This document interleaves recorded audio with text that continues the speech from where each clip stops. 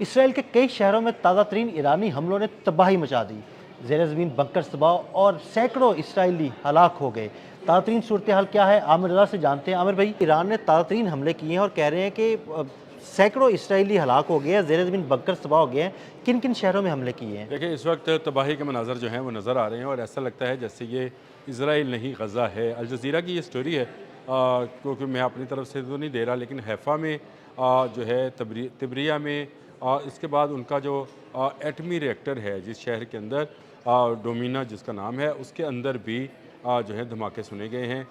फिर इनका तिल खैफ है एक इलाका, जैसे तिल अबब है, इसी तरह से तिल खैफ एक इलाका है, उसमें भी हमला किया गया है।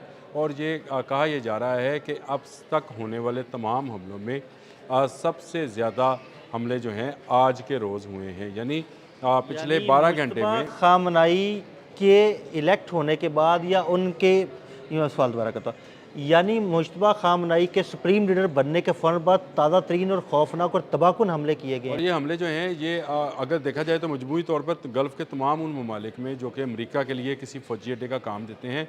इससे पहले आपके के साथ मैंने व्लॉग किया था, मैंने आपको बताया था कि अरब के कौन कौन से, गल्फ़ के कौन कौन से ममालिक हैं GCC के, जिन पर हमला हुआ है। लेकिन इसराइली आर्मी की तरफ से अब तस्दीक कर दी गई है कि इस वक्त कई शहरों में अब यक वक्त हमले हुए हैं और उसको रोकने में उनके इंटरसेप्टर्स जो हैं नाकाम रहे हैं।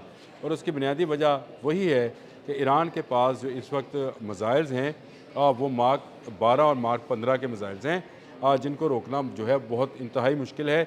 जो इनका थर्ड प्रोग्राम था उसको मुख्तलिफ़ शहरों में, जो इन्होंने मुख्तलिफ़ ममालिक में, सॉरी कह रहा हूँ शहर कह रहा हूँ, मुख्तलिफ़ ममालिक में जो इंस्टॉल कर रखा था, वो क्योंकि नाकाम हुआ तो जिससे आयरन डूम टूट गया है।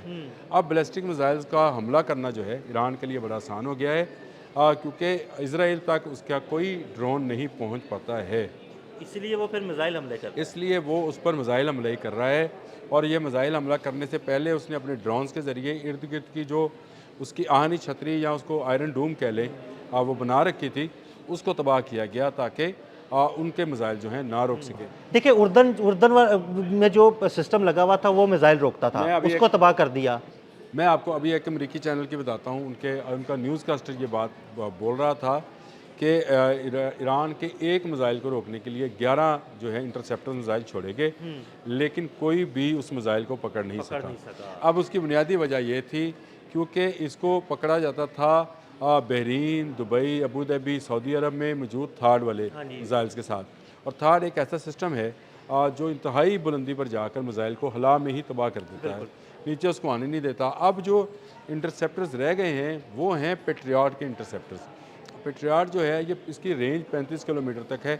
अगर आप वो वीडियो मुलाहजा करें या देखें जो इस वक्त मुख्तलिफ मीडिया चैनल्स पर आ भी रही है, उसमें जब पेट्रियाट को फायर किया जाता है मिसाइल को रोकने के लिए, तो मिसाइल उससे ज़्यादा तेज़ी के साथ जा रहा होता है। बैलिस्टिक मिसाइल्स का मसला ये है कि ये जब जाता है तो उमूदी ये फ़्लाइट लेता है, उसके बाद ये कॉस बनाता है, और जब ये ज़मीन की तरफ जाता है असल स्पीड वो है उसकी, क्योंकि वहाँ तक वो ये मार्क 15 तक चला जाता है और उस वक्त राह में आने वाली किसी चीज़ को वो ख़ातर में नहीं लाता। इसी को रोकने के लिए थर्ड प्रोग्राम जो था वो उन्होंने लॉन्च किया था, लेकिन उसकी तमाम बैटरीज़ और रडार्स जो हैं ईरान अपने शायद 136 के साथ तबाह कर चुका है। अब देखें, हैफ़ा वो बंदरगाह है जिस पर जराल्ड आर फोर्ट खड़ा हाँ है। जी, बिल्कुल। अब आपको समझ आएगी कि ईरान कहाँ तक पहुँच गया है। आमिर भाई, कुछ वीडियोस भी ज़ेरे गर्दिश है सोशल मीडिया पर कि बड़ी तबाही हुई है वहाँ पे, इस बंदरगाह नहीं, पे। इस इंतहाई तबाही है। इसके अलावा उनका बिन गौरियान जो एयरपोर्ट है उसके हवाले से भी वहाँ मुख्तलिफ पर भी तस्वीरें तबाही जो मची हैं, है। वो जहाज़ों के जले हुए की तस्वीरें जो हैं वो भी मौजूद हैं कि वहाँ पर भी तबाही मचाई गई है। लेकिन इसके साथ साथ जो असल बात है कि इनके एटमी रिएक्टर को भी थ्रेट किया गया है, मारा नहीं गया, सिर्फ क्योंकि थ्रेट किया अभी गया। तक सिर्फ थ्रेट किया गया है, क्योंकि ऐसी खबरें सामने आ रही थी कि शायद ईरानी एटमी तनसीबात पर हमला किया जाएगा। और इसके हवाले से नंतर्स का नाम भी लिया गया।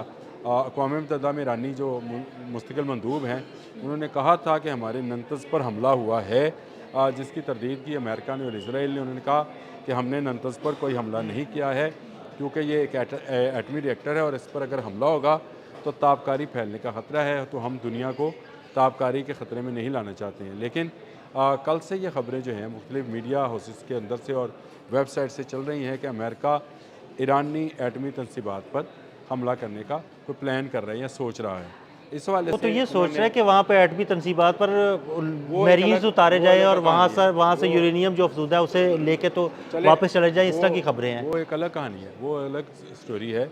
मैं ये कहता हूँ अगर उस पर हमला होता है तो उन्होंने बता दिया कि आपकी एटमी हाँ तनसीबात जी जो है बिल्कुल, मतलब ये वो तो भी उन्होंने तबाह की बिल्कुल जाएगी। बिल्कुल उसके करीब अगर मिसाइल गिरा है तो ये उनको उनके लिए एक वार्निंग हाँ, है कि भाई वार्निंग है। उसके उसके ऊपर भी गिर सकता है। कॉशन है सिर्फ उसको दिया गया कि मतलब आप अगर ये काम करेंगे तो हम ये काम कर गुजरेंगे।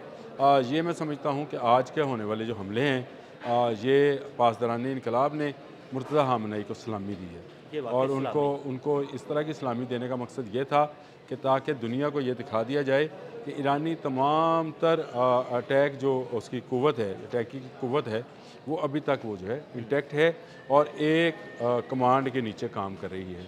यानी मुर्तज़ा के आते ही इतने ज़्यादा हमलों का करना, इतनी ज़्यादा बैटरियों का फाल होना और या जहाँ जहाँ वो चाहते हैं वहाँ वहाँ वो मिसाइल और ड्रोन्स भिजवा रहे हैं। तो इसका मतलब ये हुआ कि उनकी तमाम की तमाम जो दिफाई सलाहियत है वो महफूज भी है। अमर भी बिल्कुल पिछले कुछ दिन से डोनाल्ड ट्रंप साहब ये फरमा रहे हैं कि जी उनकी मिसाइल बैटरीज जो है ना उनको तबाह कर दिया, लेकिन ये मिसाइल कहाँ से फिर निकल रहे और तो हैं ये और मुश्तबा खामनई के आते ही इतना खौफनाक हमला। देखिए खौफनाक हमला भी है और दूसरा एक तरह से ये कहा जा रहा है कि इस वक्त इसराइल के अंदर गज़ा जैसे मनाजर हैं और लग ये रहा है कि जैसे गज़ा में इन्होंने तबाही मचाई थी उसका बदला जो है ईरान इस वक्त मुख्तलिफ़ शहरों में ले रहा है।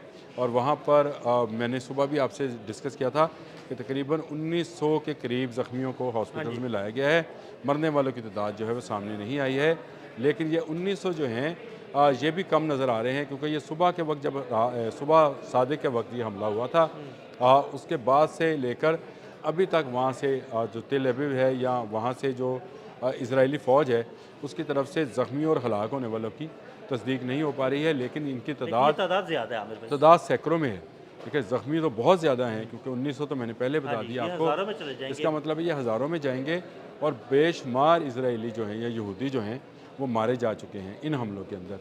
ईरान ने पूरी ताकत का एक मरतबा फिर मुजाहरा किया है और कोई मिसाइल उसका रुक नहीं पा रहा है। हाँ उसके ड्रोन ज़रूर इंटरसेप्ट हुए हैं, लेकिन जहाँ उसने बैलिस्टिक मिसाइल मारना चाहे वहाँ उसने धमाका करके ड्रोन उड़ा तो दिया। इसलिए ना ड्रोन उनका मिसाइल ज़ाया करेगा और उतनी देर में बैलिस्टिक मिसाइल जो है ना वो तबाही फेर देगा वहाँ पर। अब तक वैसे मिसाइल से ज़्यादा ड्रोन नुकसान हाँ जी बिल्कुल, ऐसी है, इसमें कोई अगर शक आप नहीं है। इसको- खलीजी अगर आप ममालिक में इसको तो इस तरह यही देखिए, खलीजी ममालिक में तो यही तो कुछ हुआ। ड्रोन उसकी कामयाब हिकमत अमली है, वो ज़्यादा तादाद में भेजता है और वो ज़्यादा तादाद में जाने वाले जो ड्रोन्स हैं कुछ इंटरसेप्ट होते हैं जो कि माली नुकसान करते हैं और जो इंटरसेप्ट नहीं होते वो वहाँ पर उनकी तनसीबात का नुकसान करते हैं। नुकसान करते मुआशी भी तनसीबात का नुकसान करते हैं नुकसान करते और अमेरिकन जो हैं उन्होंने भागना शुरू कर दिया है।